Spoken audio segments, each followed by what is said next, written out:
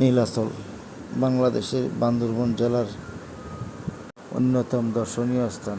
বান্দরবান শহর থেকে প্রায় 6 কিলোমিটার টাইগার পাড়ার গড়ে তোলা হয়েছে আকর্ষণীয় পর্যটন।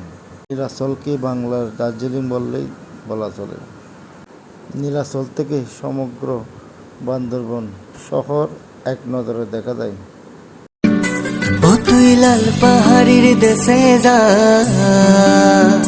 ও তুই রাঙ্গা মাটির দেশে যা, ও তুই লাল পাহাড়ির দেশে যা, ও তুই রাঙ্গা মাটির দেশে যা, ও তুই লাল পাহাড়ির দেশে যা, ও তুই রাঙ্গা মাটির দেশে যা, ও তুই লাল পাহাড়ির দেশে যা, ও তুই রাঙ্গা মাটির দেশে যা।